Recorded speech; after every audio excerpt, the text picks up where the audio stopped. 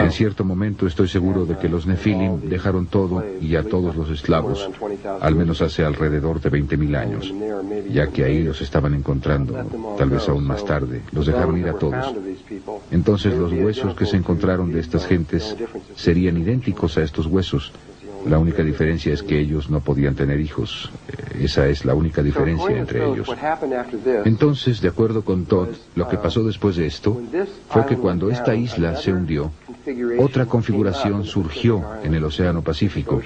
Y las gentes de aquí, no de aquí, sino de aquí arriba, fueron llevados o de alguna manera tirados a esta isla.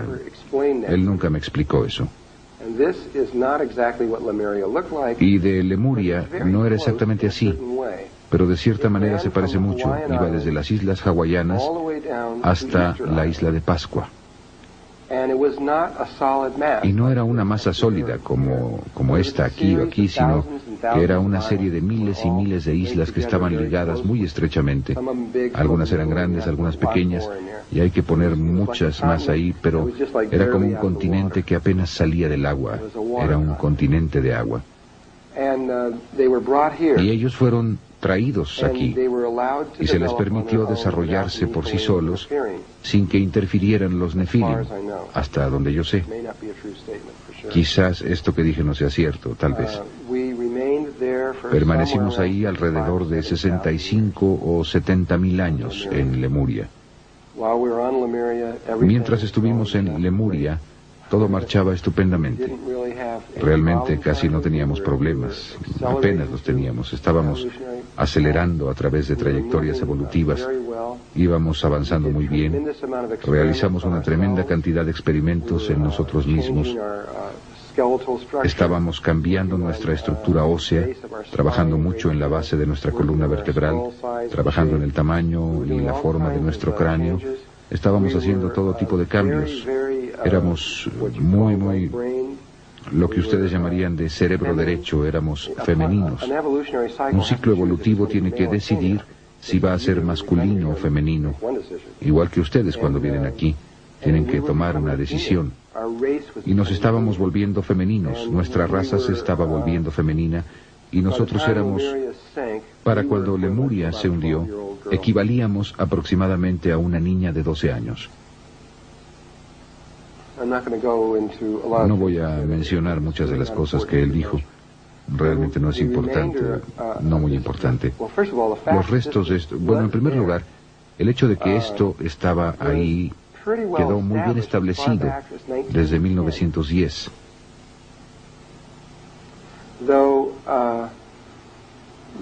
Aunque no recordamos mucho, ven, porque en 1912 algo pasó, después de lo cual hubo 3 años que sucedieron realmente rápido, 1912, 1913 y 1914. En 1912 se llevaron a cabo los experimentos que fueron similares a los experimentos como el de Filadelfia, de los que hablaremos posteriormente. De hecho, hicieron el experimento en 1913, que yo creo que fue lo que provocó la Primera Guerra Mundial en 1914. Después de eso, ya no volvimos a ser los mismos. Y antes de la Primera Guerra Mundial, el patrón de crecimiento era muy similar a lo que está pasando ahora. La gente estaba extremadamente interesada en el trabajo espiritual y en el trabajo psíquico y en la meditación y en entender el antiguo pasado y todas las demás cosas similares. Había personas como Charles Churchward y Le Bussian de Francia que estaban estudiando la Atlántida y Lemuria, y había muchas cosas muy similares que estaban pasando. Llegó la Primera Guerra Mundial y nos dormimos y no despertamos hasta los 60. Y empezamos a despertar otra vez. Pero las pruebas que tenían en 1910 eran muy extraordinarias de que este continente estaba ahí y tenían que ver con el coral. El coral solo puede crecer 50 metros debajo de la superficie del agua. Y encontraron, frente a la costa de América del Sur, en el área de la isla de Pascua, que probablemente en aquel entonces estaba mucho más elevada. Y a propósito, el fondo del océano se eleva y cae frecuentemente.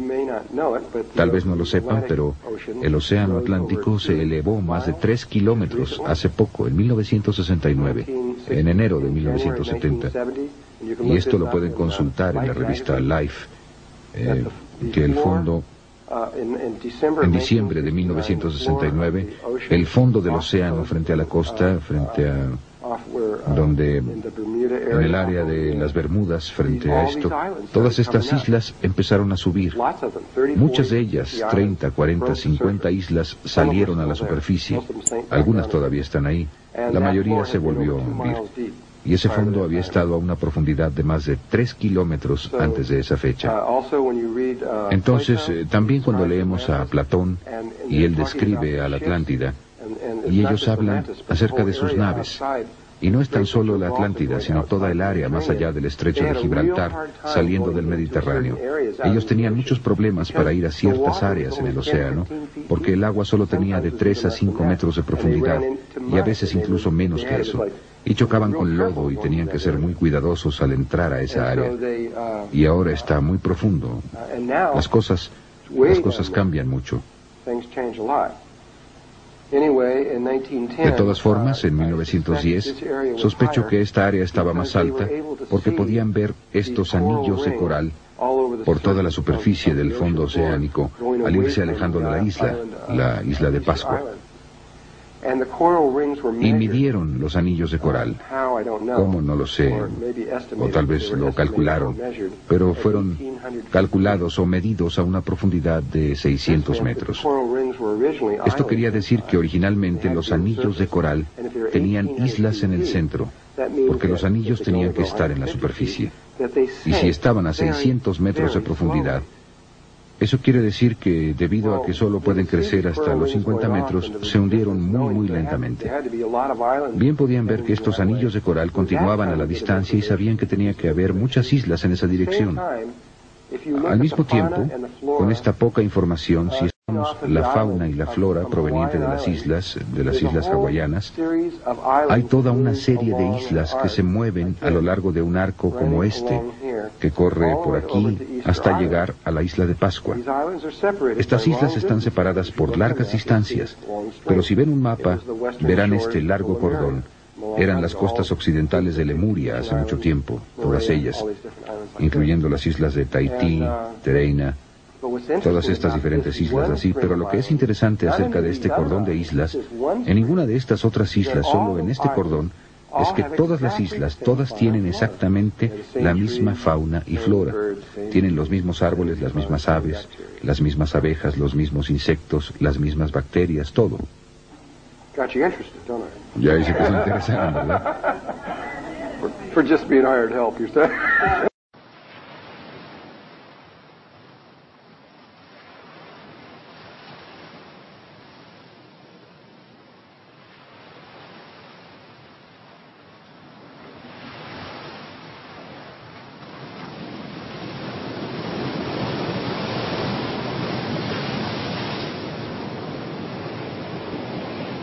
At the very end of the Japanese archipelago lies Yonaguni, shrouded in mist and mystery.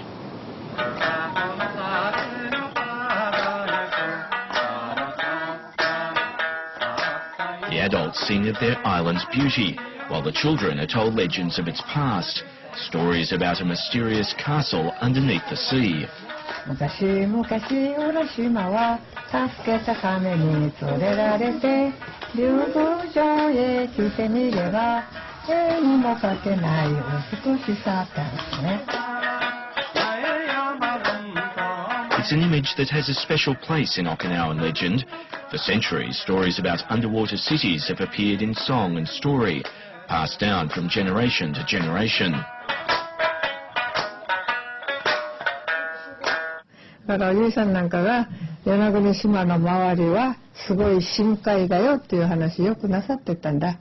それはああと思っていたんだけど、小学校に出て竜宮城の話が出たり浦島太郎の話が出たりすると、あ、与那国の近くに竜宮城あるのかなと思ったことがあったんですよ。 Such thoughts have long been dismissed as fantasy. But what if fiction was based on fact? Scientists are now investigating a remarkable but virtually unknown site near Yonaguni. Several metres beneath the surface lies one of the world's greatest mysteries, a place that could quite literally rewrite human history. No one can be entirely sure what's down there, but many experts are convinced it's the remains of a vast and ancient underwater city, a lost civilization, a Japanese Atlantis.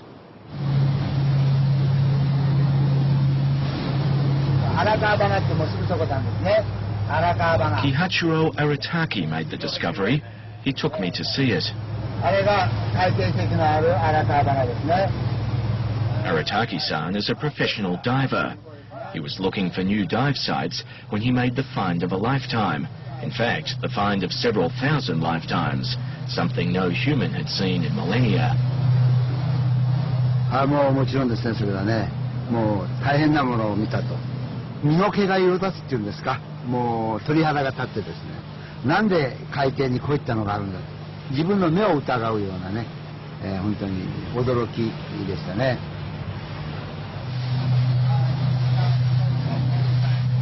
At first, Arataki-san kept his discoveries secret, but now, well aware of the potential for tourism, he's keen to show it off, even when the weather is rough and his guests' diving experience limited. 3, 2, 1, go!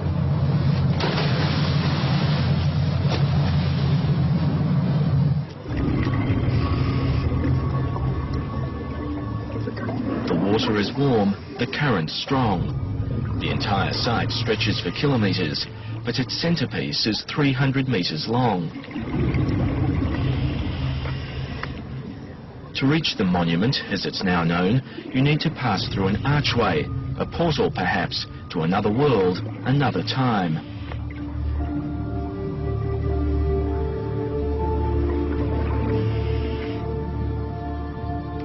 Giant slabs of stone stand at unusual angles, perfectly parallel. Here, what seems to be a drainage ditch, emptying into a small pool. And here, space like a room, carved into the recesses of the rock. Nearby are the terraces, massive stone steps, all perpendicular.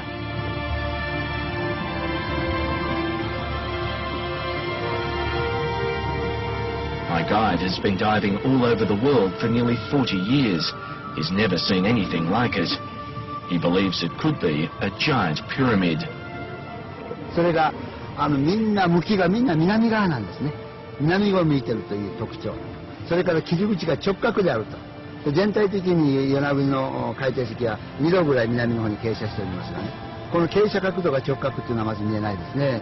それで向きがみんな南ということはね。At the base, 25 metres below the surface, is a flat, clear space with stones piled on each side. Arataki-san thinks it was once a bustling boulevard encircling the site. Everywhere you look, there are bizarre shapes and unusual angles. Until now. Excavations off the west coast of India have led to what may be one of India's most amazing discoveries, as significant to the Hindus as finding Noah's Ark might be to the Christian world. Could the fictional account of Krishna's life be a record of actual events? And could these incredible underwater remains be what is left of the mythical kingdom of Dwarka? Find out when Mysteries of Modern Asia returns.